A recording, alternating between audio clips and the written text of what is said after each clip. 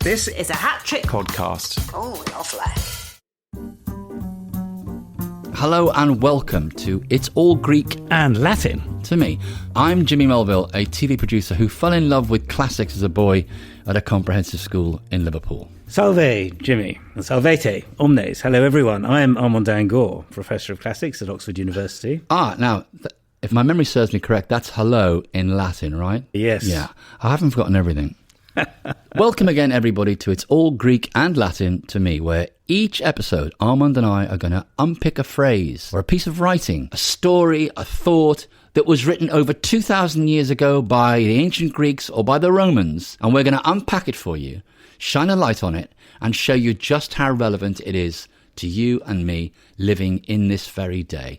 Now, since this is the first episode, we'll talk a bit more later on about who we are and what we're planning to do with this podcast. But in the spirit of the quote you have brought for us first, Armand, we aren't going to waste a second. We're not going to drop the ball at all.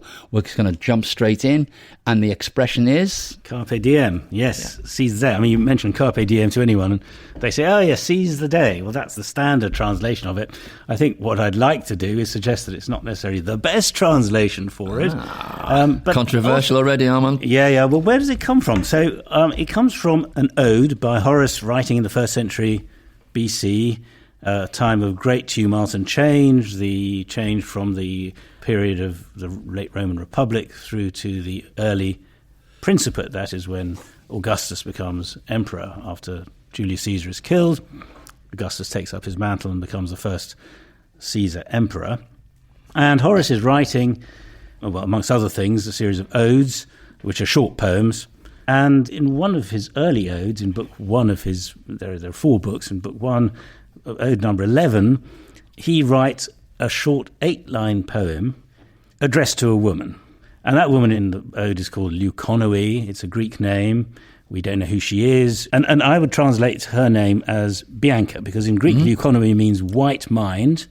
Bianca, of course, means white. Something to do with whiteness and innocence comes across. So he says to her, "Don't ask, Bianca, for we may not know what end the gods decree for me or you. Don't try to learn the future from the stars.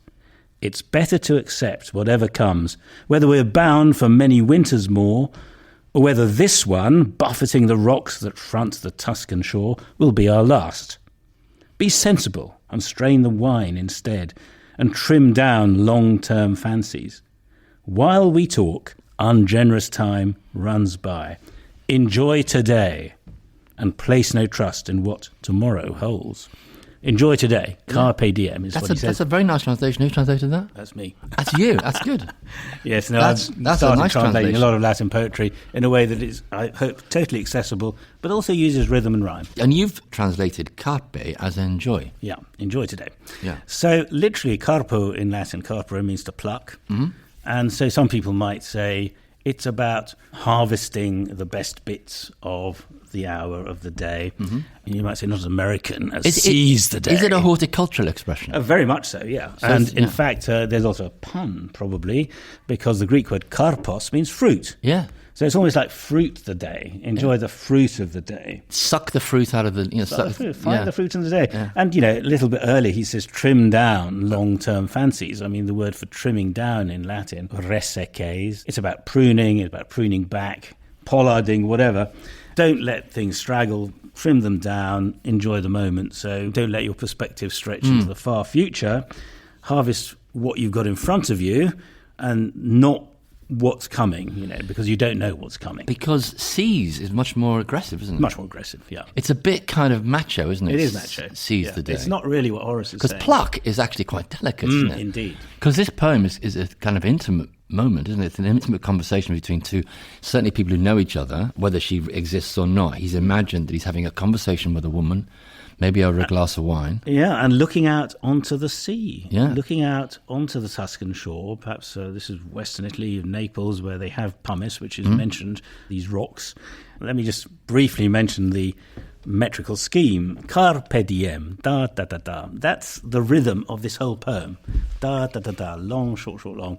And when he talks about this could be our last winter, in Latin the word for winter, hiems, also means a storm. So the statement hinges on that ambiguity because he says, is this going to be our last winter? It's buffeting the rocks that front the Tuscan shore. What he means is, of course, it's the storm that's buffeting the rocks, not the winter. But the same in Latin, the same word hiems, winter or storm. And then he says, which now buffets the rocks that front the Tuscan shore. In Latin, each of the words in that line have that rhythm. So he says, oppositis debilitat pumicibus, dum-diddy-dum, dum-diddy-dum, dum-diddy-dum. You get the rhythm of Carpe diem, carpe diem, carpe diem. So he's pushing forward this rhythm, which is a Greek verse rhythm.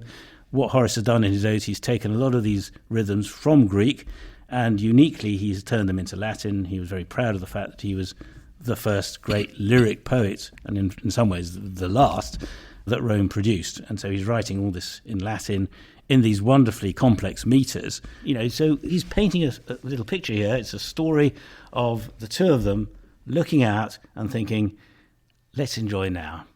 The storm's out there, we're inside, we've got our wine, we've got our friendship, let's have a good time. So when I first read this and I realised he was talking to a woman, it does remind me when I was in my 20s and, you're talking to a young woman you quite like and you're saying, time's short, we should really be getting on with this and just let's have fun and let's party. And isn't he trying to sort of maybe get her into bed or maybe... This is one of the interpretations of this poem that is actually quite common and, of course, was picked up by Andrew Marville, who wrote his poem To His Coy Mistress. If we had world enough and time, this coyness was no crime. I mean, his mistress is being coy, but he said, we don't have time to procrastinate, to hang around, so let's just get down to it. Yeah. That clearly is one reading of this. I have to say it was something that perhaps I was rather naive about because I read this poem in my teens and I thought, he's talking about this much more philosophical aspect of seizing the day or at least enjoying the moment. Looking back over it, I realised that I probably did miss a trick or two, not least because it is addressed to a young woman, obviously, someone who is interested in the future for me and for you. That's what he says. Don't ask, because we are not allowed to know what end the gods decree for us. In other words, are we going to be together, maybe she's saying. Are we destined for each other? Yeah. He says, don't try to learn the future from the stars. In Latin, it's do not consult Babylonian numbers. So this is Babylonian astrology, quite common, a little bit frowned on, I should say, at the time. Under Augustus, astrologers were actually expelled from Rome. Maybe he's saying, look, we shouldn't put any trust in that kind of Oriental futurology. Whatever the case, however, I think it does end up as being an invitation to have a bit of fun now, not to. Do you think she's trying to get him into a conversation about where's our relationship going, Horace? Well, I think that's a possibility. And he's doing a massive deflection like blokes do, going, look, let's not talk about that right now because you're having fun, aren't we? Why do you want to pluck on that thread? Don't carpe that. Carpe the diem.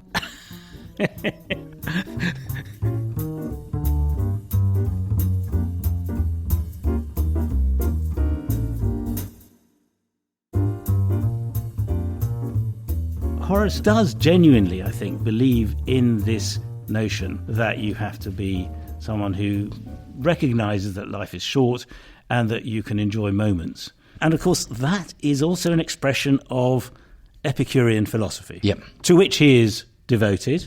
He calls himself an Epicurean. So there are two main philosophies inherited from the Greek world. Both were created in the 3rd century BC, so a couple of hundred years before Horace's writing, Epicureanism and Stoicism. People confuse Epicureanism with hedonism or hedonism, don't they? They kind of get them mixed up. I mean, I remember, people saying, it's that biblical, eat, drink, and be merry, for tomorrow we die. I didn't realise it came from the Bible. Is that kind of hedonism? It's not hedonism, is it, at all? Well, we call it hedonism. That means... but that's seeking pleasure, isn't it? Excessive pleasure. Yeah. But actually the word hedonism for Epicurus, because he said pleasure was the highest aim. That is the aim that we should have in life. That is what Epicurus says. But what he meant by it was not what we mean. He didn't mean excessive sensuality. In fact, quite specifically, he ruled that out because he says the problem with excessive pleasure-seeking or sensuality is that it's going to lead to pain. You get drunk, you're going to feel sick. You overindulge in anything, there'll be a backlash. So what he said was that the sort of pleasure you should aim at is what you might call a kind of a static pleasure, a contentment, a tranquility that allows you to be happy. And that is the key to your life. And so that is what Horace is picking up here, as it were, that simple pleasures, just straining the wine, as he says, enjoying a drink with a friend. This is the kind of thing that Epicurus suggested was deeply important: friendship, simple pleasures, nothing excessive. And how old would he have been? Do we know how old he was? Yeah, so he was born in 65. When he wrote this poem? BC. We don't know how old he was. These were published in 23, in his early 40s, so he would have been writing in his 30s. So a lot of his odes present a personality rather than a reality, you might say, an autobiographical reality. We don't know very much about Horace's autobiographical situation. He tells us a little bit in his satires about he was sort of short and chubby. But yeah, he's someone who wants to present himself as a poet in different ways. And he's a bit of a raunchy bachelor. He talks about his former love affairs. He's quite rude about some of his former lovers. We don't know how, as I say, biographically true all that is, because a lot of what he's doing is drawing on the genre of lyric poetry that exists in ancient Greece, which has a lot of these themes, erotic themes, invective, that's insulting, and he's picking up on those, and he's making it about himself. But is this him, or is it what's called a persona, a mask, that he's presenting to us through his poems? This implication of this poem is that he's a slightly older man, say in his 30s, with perhaps a younger woman. We don't know the circumstances, but he is more mature. He has a philosophical view about life, and he can say to her, don't worry about how we're going to end up. Of course, he's an outrider for it was a very kind of the huge industry that it is nowadays, of the mental well-being industry, isn't it? Because keeping it in the day, there are organisations that talk about, you've got to keep things in the day. I know that a lot of self-help groups, for example, talk about people with neuroses and people with mental health issues. It's about, don't worry about tomorrow. I remember once I was in California, I was doing a TV show, and my family came out. It was the summertime, and my daughter was a bit older. My stepdaughter, Paige, was a bit older than her brothers, so she was too old to go to these camps they have in America, these fantastic kind of day camps. So she worked in the garden of a Vedanta temple. Now, Vedantism, I didn't know, was espoused by Aldous Huxley, who is a part of Hinduism. And it's a very inclusive religion. And the temple in Montecito, near Santa Barbara, is very beautiful.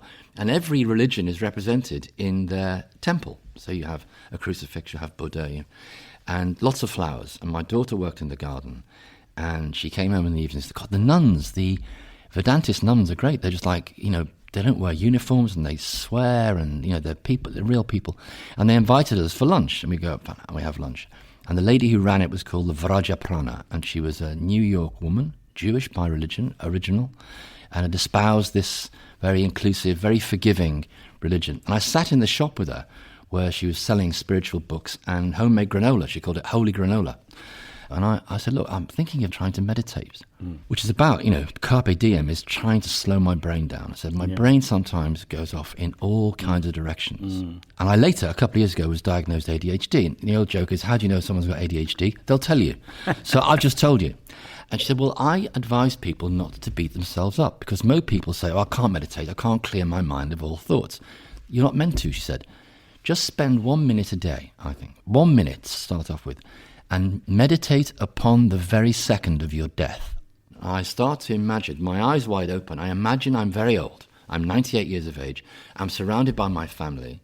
I'm looking at a clock on the wall, massive clock like an Alfred Hitchcock clock. And I see the second hand going around, boom, boom, boom. I'm here. And I start saying, I'm here, I'm here, I'm here, I'm here, I'm not here, I'm not here, I'm not here. And I calmed down. And I thought, wow. Fantastic, it worked for you. That's interesting about, of course, the mind is saying to you, Jimmy, one day it's all over. Yeah. What are you worried about? And I think this is, that's what this poem speaks. So I think it's a jokey poem, a sexy poem, and it has depth, real depth in it when you start plucking on Carpe Diem. That's right. And be in the moment, as you rightly say, is a very common Eastern notion, Zen or Buddhism or any of the Eastern philosophies, talk about being in the moment. It's very, very hard for us to do it.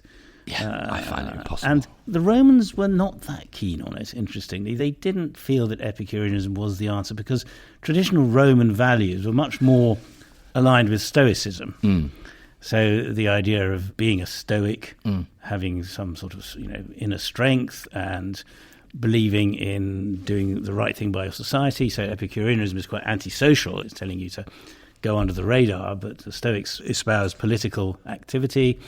And so, interestingly, they would have found it a little bit disreputable for Horace to be recommending just enjoy the day and forget about tomorrow. I mean, it's very important for the Stoic, for example, and for the Roman to be wise, to understand fate and to see how things roll out, to accept it indeed. And interestingly, in this poem, there is that Stoic advice as well. So Horace is being a little bit, he'll have it both ways because he says, it's better to accept whatever comes, right? He's telling her, ut melius quicquid erit pati, just accept whatever comes.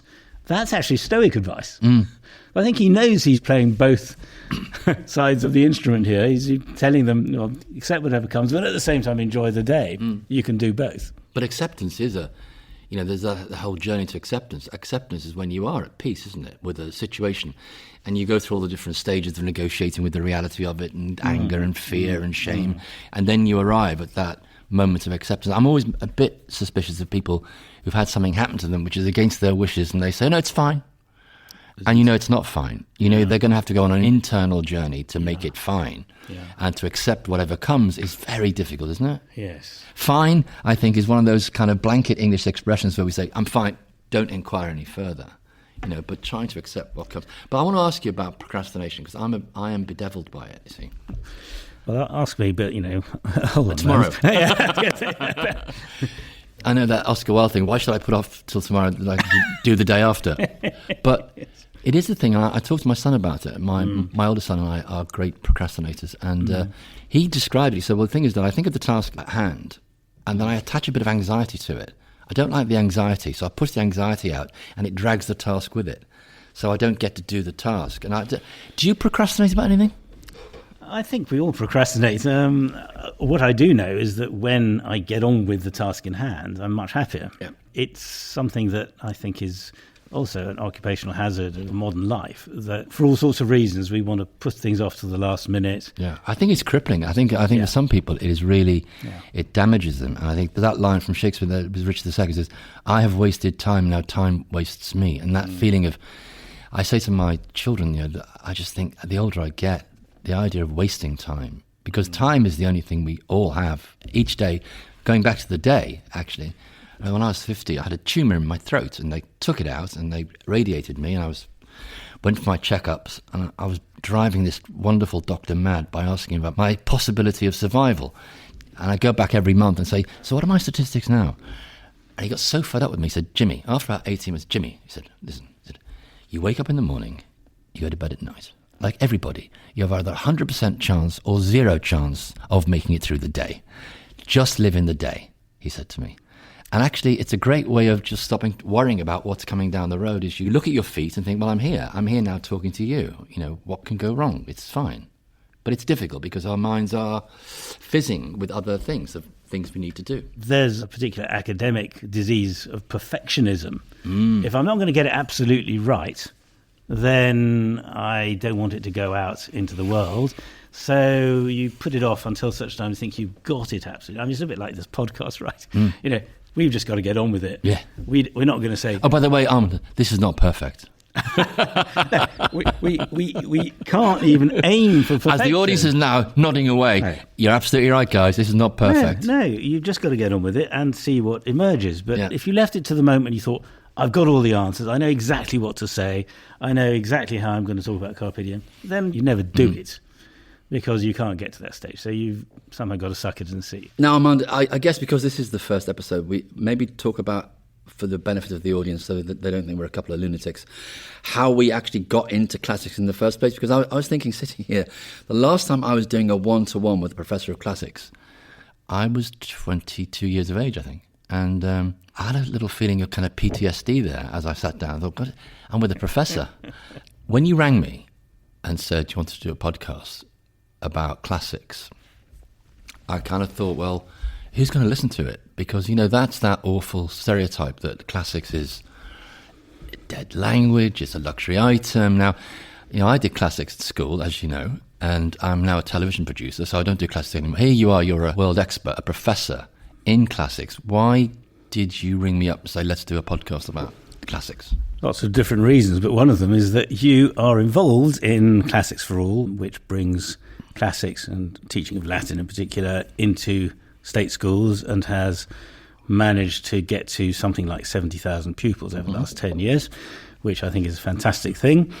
And it has an awful lot to offer. But specifically, if one looks at actual texts and phrases that are common in everyday life and ask oneself, where do they come from? What do they mean for us? What's their significance? Now, classics is a whole world. It's the whole world of the Romans and the Greeks.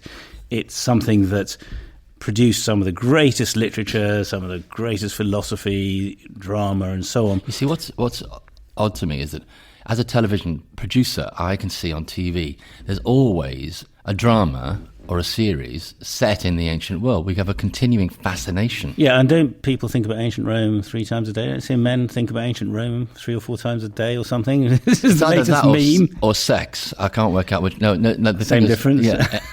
But I know when I studied it as a kid, I mean, I was, people don't believe this, that I went in Liverpool in the 60s and 70s. I went to a comprehensive, and my mum was a waitress. My dad worked in a factory. They both left school at 14. They were very bright people, just didn't have the educational offer that I had. And there in this school, there were people teaching Latin and ancient Greek and ancient history, the full English breakfast of classics. When you say now that, classics was available to the working classes, people find it strange because they think, well, when was that? Because nowadays, classics is the private domain of private education. So why is it, do you think, that your school was teaching classics? Well, I think it was recently, it's 1966, and it was when the world turned comprehensive. So actually, they didn't have time to slim it down and strip it of some of these other subjects. It was a grammar school, and it was converted into a comprehensive. It was teaching Latin and Greek and Russian and German, and a wide range of subjects which just are no longer available. But by the end of the 80s, by the mid-80s, there was no classics to be seen in state education, certainly in Liverpool. But I have to say, not having studied it for the rest of my life, I've carried it with me for the rest of my life. Right. And it resonates deep within me. I mean, I agree with you. I think it's really relevant. I'm really grateful that I recognise things, especially history. I see something happening in the present day. And I once said to Mary Beard, you should be on the end of every cabinet table. And when these idiots who are running the country have an idea, you should say, well, excuse me, this happened actually in 43 BC. And then give the information of what happened in the past. Because it strikes me that people don't know history as well as they should when they're making these decisions, because, we just keep repeating the same mistakes. But anyway, so how did you get into this?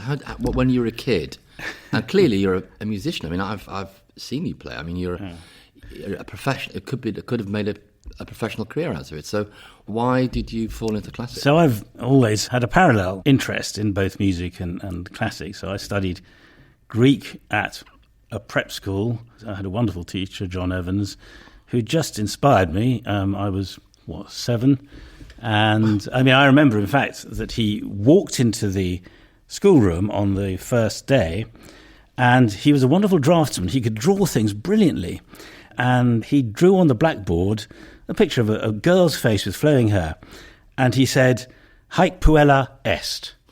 This is a girl. And I thought, I had a 7-year-old thinking, I know exactly what that means. I was so fascinated by the fact he was speaking a foreign language, which I knew was Latin, and I knew and I just thought, I've got this. So I went on, learned Latin from the age of 7, and the following year, he realised I was this complete nerdy, enthusiast. And he created a little booklet for me with wonderful pictures. And I'm desperate because I've lost it, because I'm sure I've got it somewhere, but I remember, for example, he had 3 fat little Greek men with bags on their backs, each bigger than the other, in order to demonstrate the comparative and the superlative, big, bigger, biggest.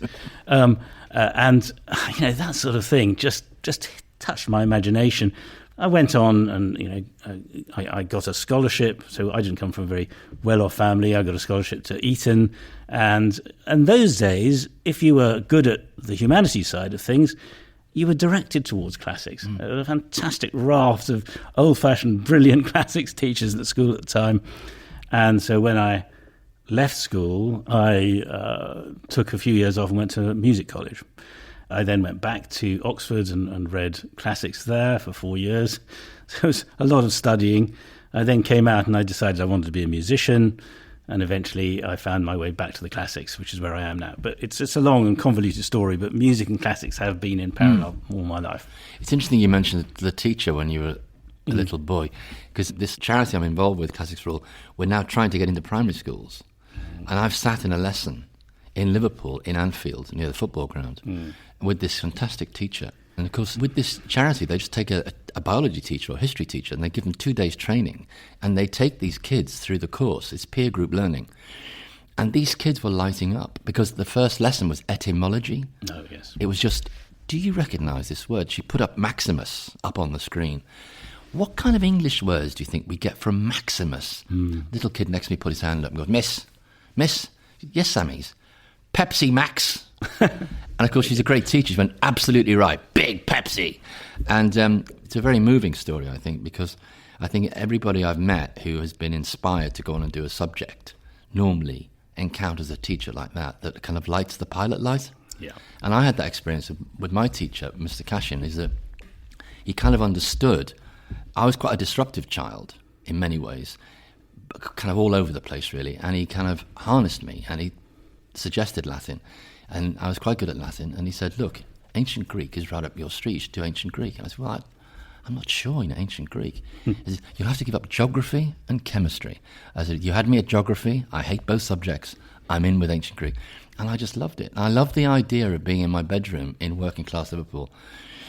And both my parents were now dead. They were lovely people, but they had problems with alcohol and they worked hard. But it was quite a tumultuous home. And being in my room and knowing that Mr. Cashin had my back and I was doing work for him, I'd disappear into this world of classics, of Roman literature or Greek history, and I'd find these people in these stories, and they give me clues on how to live. On what it kind of made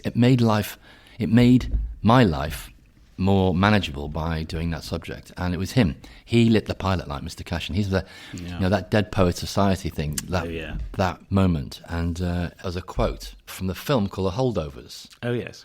And I thought, that's why we're doing the podcast, because it's such a... Have you seen the film? I know, I'm about to. You've got to watch this film. Yes. And Paul Giamatti is a teacher, and he teaches classics and history. And he's in a museum, and the kids are looking bored, and the character says to his pupil, he says, there's nothing new in human experience, Mr. Tully. Each generation thinks it invented debauchery or suffering or rebellion, but man's every impulse and appetite, from the disgusting to the sublime, is on display right here all around you. So before you dismiss something as boring or irrelevant, remember, if you truly want to understand the present or yourself, you must begin in the past. You must see history not simply as a study of the past. It is an explanation of the present. Fantastic, isn't it? Yeah. This is what the point of our podcast in a way is that it has a contemporary resonance. The connections are so we spent, we've been talking about how Carpe Diem obviously resonates with us. I mean, we're alive in 2024 and it resonates with us.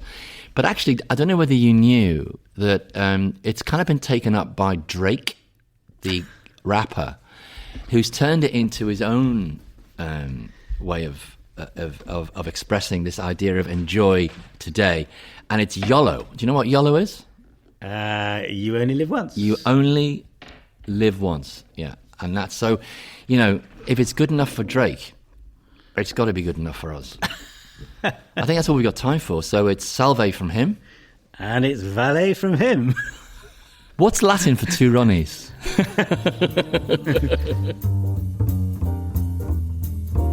So, if you enjoyed this episode, do subscribe and follow for more. Next episode, we'll be talking about Oedipus. Hooray! And the Oedipus complex, a phrase that's often casually dropped into conversation. But do you know what the actual story was and what it really means? Find out next time when we'll be unpacking more great literature from the classics. Can't wait. It's All Greek and Latin to Me is presented by Armand and Jimmy Mulville. The producer is Diggory Waite and the executive producer is Claire Broughton. It's All Greek and Latin to Me is a hat-trick podcast.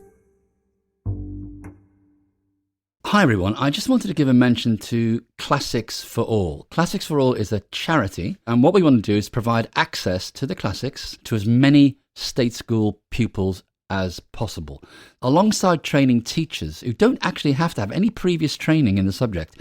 They hope that they make classics a sustainable part of the school curriculum. If you want to find out more about this fantastic charity, go to the website. It's www.classicsforall.org.uk.